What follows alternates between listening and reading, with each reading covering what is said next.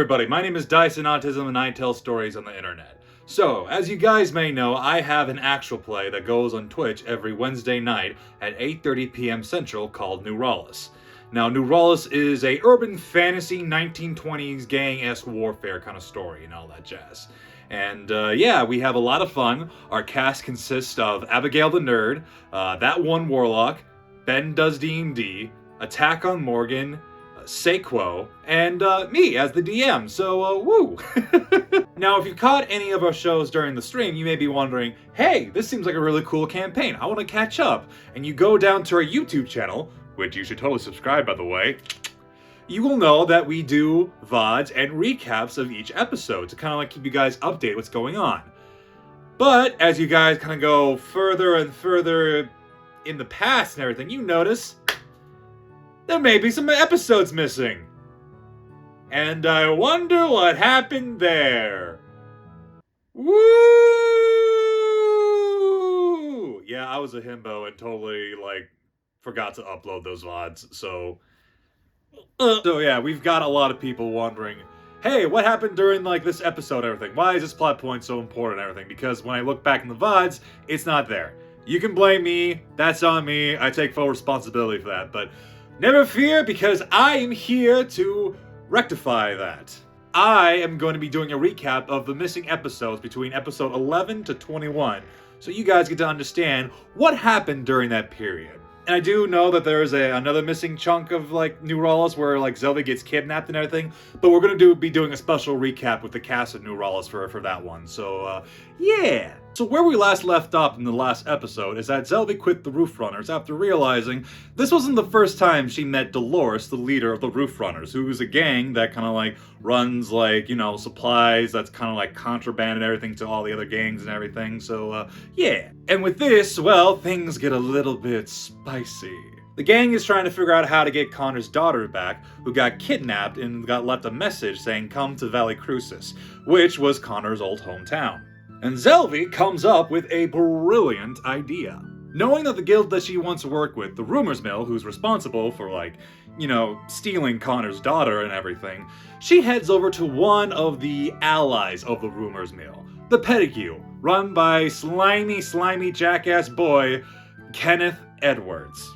The Pettigrew is basically a group of, like, high-class people who just blackmail people to get their way and everything.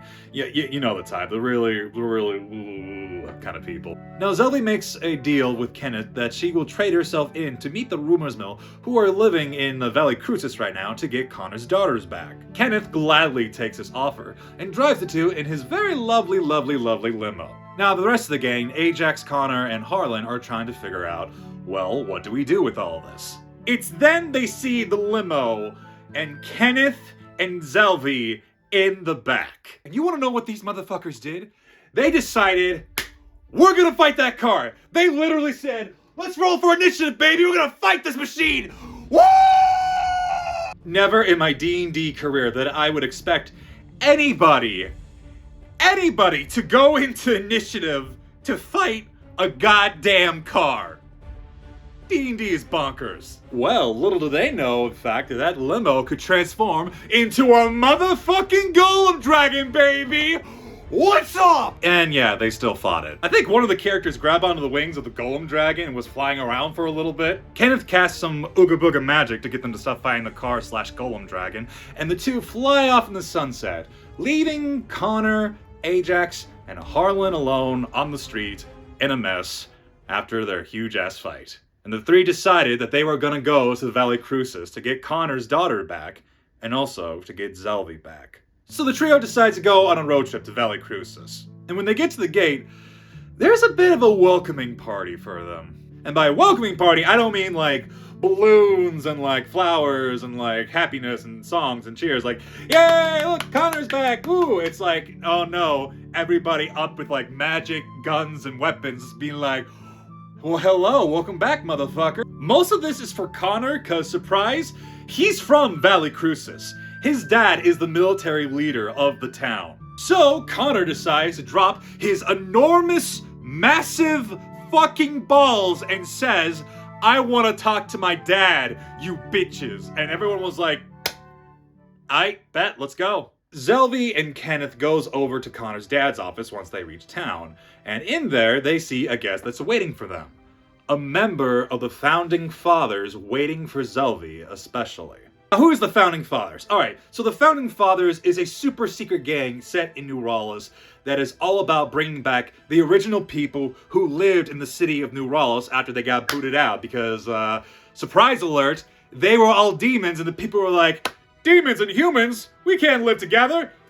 Rah! So, they were kind of pissed off about that, and they were like, you know what? We want our town back, so, fuck you. And the person that's in the office waiting for Zelvi is a person named Adam, who is going to be known as Fuckboy Adam to the cast, because, fuck Adam. You'll see why in a little bit, because, yeah, he does a lot of shit, and if you continue watching, like, all the VODs and recaps, you understand that in this house we say, fuck you, Adam.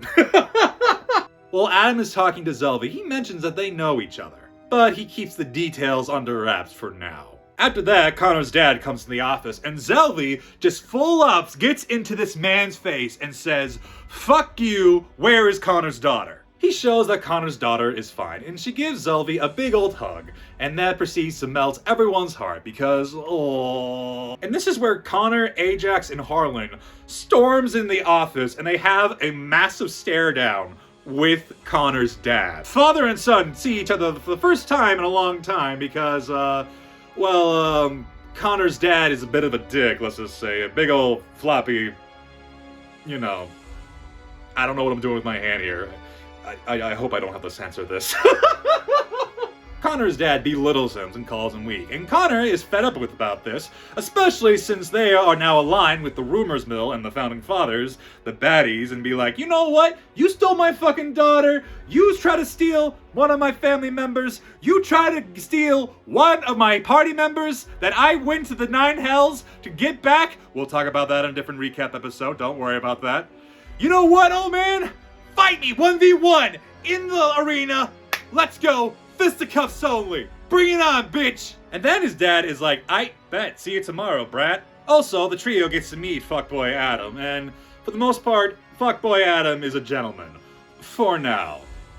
Again, if you watch the later episodes of New ROLLIS, it turns out he's kind of a fuckboy. Now that the crew is reunited, they decide to crash at Connor's mom's place for the night. Connor's mom's a sweet old woman who gives them all a nice, hearty meal. The group chats, they talk about why self-sacrificing is bad, and this is going to be a theme with the party later on in the season and everything, so tune in for that, for all the shenanigans they get themselves into. And Zelvi gets into introspects of, actually caring about people, because Connor's daughter is like the first person that she's legitimately caring about and all that stuff. It's a really sweet moment. It's really, really cute. Then the next day arrives. Connor gets ready for his fight, and it is a bloody one. The two are duking it out, tooth and nail. While this is happening, Ajax has a conversation with Fuckboy Adam. He gets some deets about the Founding Fathers, and bluffs his way into saying that he is an actual member of the Founding Fathers. Okay, so when this moment happened, when this happened during the stream, everyone's jaw just went, And you wanna know why everyone's jaw, including mine, went like, Because Ben does D&D, the player who does Ajax, they were so goddamn convincing.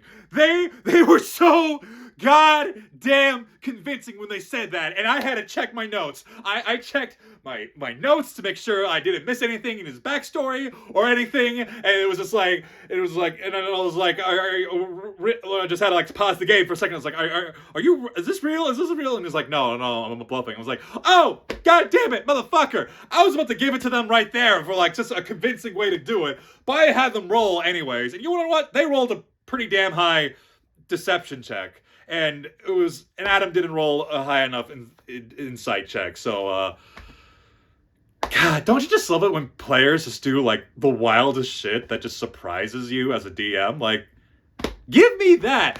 I want more of that shit as a DM!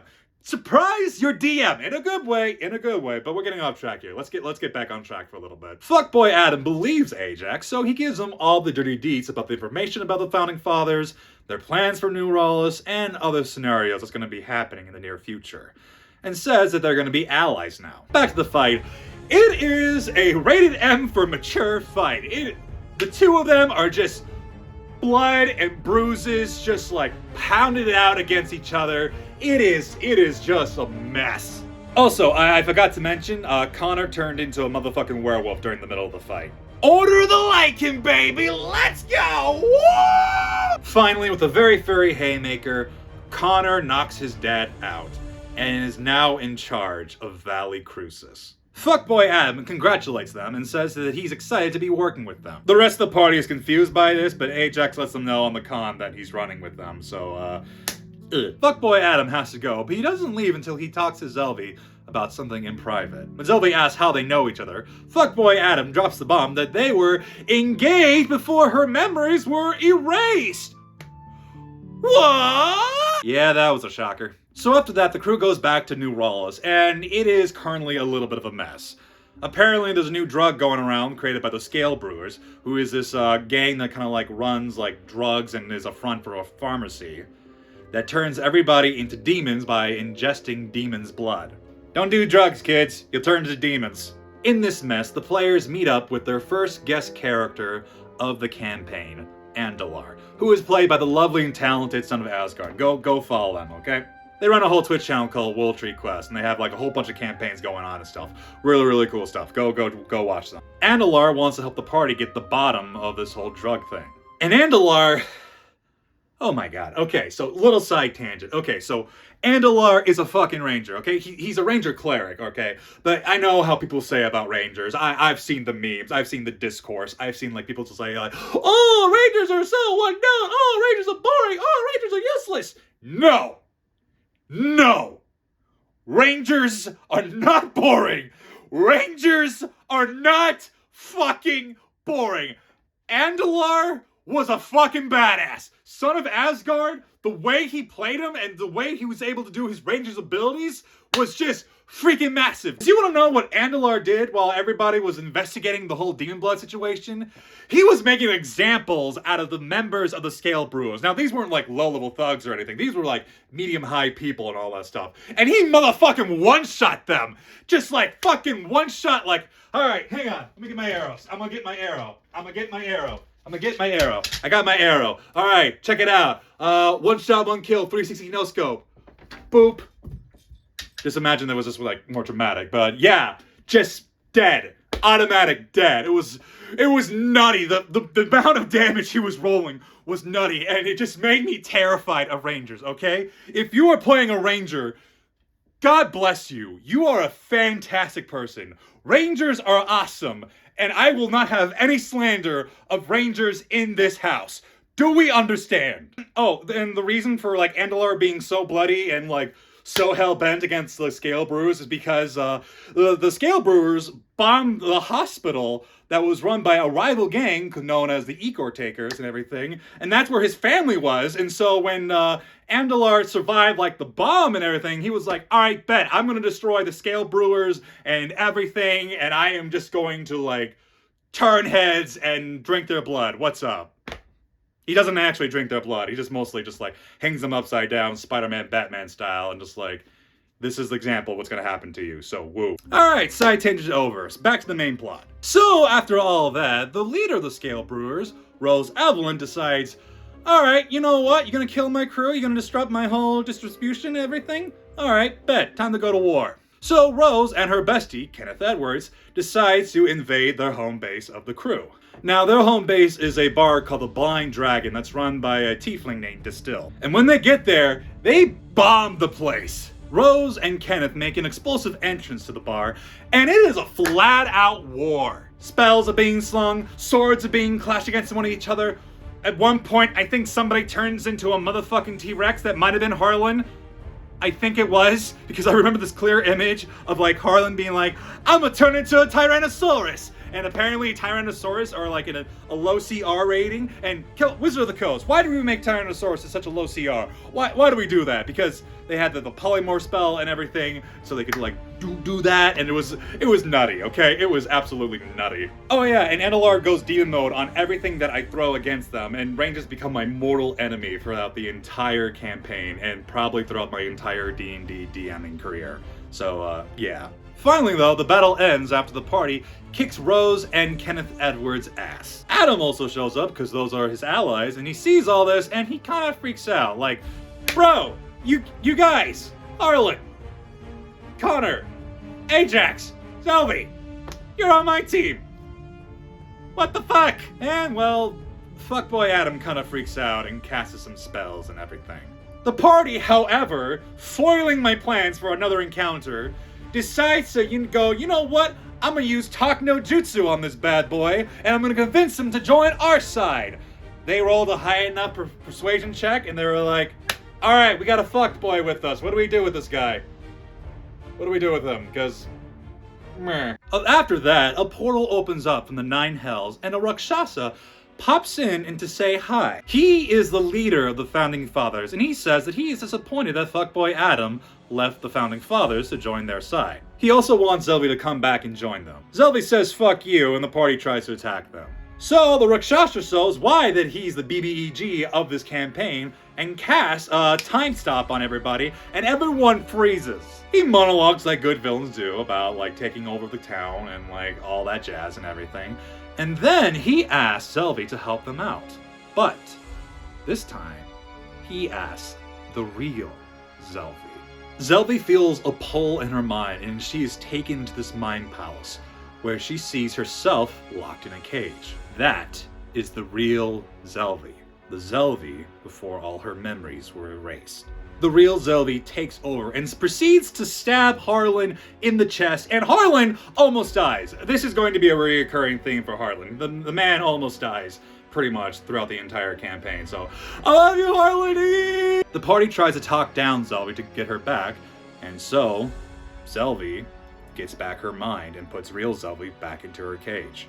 The Rakshasa laughs and says that they will be back later, leaving the party in shambles, trying to figure out what to do in this upcoming war they got themselves into. And that is the recap of New ROLLIS episode 11 to 21. I hope you guys enjoyed this little recap. I hope I made it as interesting, and like I hope I clarified some stuff that people were very confused about and everything, and yeah. Again, I would like to apologize for not uploading those VODs sooner and everything, but I'm going to be doing a better job on that. I'm going to make sure VODs and like recaps are recorded and like put out for you guys to see, to keep track of everything, because I love this show. I love the cast and crew that we have on this actual play. I really do, and I want to see it grow and everything. And I hope you guys enjoyed it as well. So yeah, please do follow the cast members of New ROLLIS. I will have their links to those socials in the doobly-doo below and everything.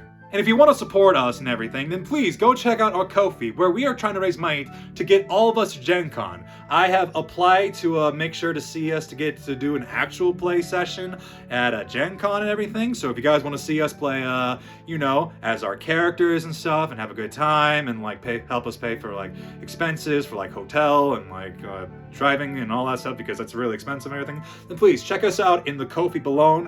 We have a whole bunch of stretch goal rewards for them and all that stuff. Some of it involving like having the cast and crew switch each other's characters for a session. Some of them involving, oh, my mind went blank. No, it didn't. One of them involving some one-shots and everything. Others involving interviews with the cast and crew and all that stuff. And yeah, thank you guys so much for watching this recap, and I will see you guys later, okay? All right, peace.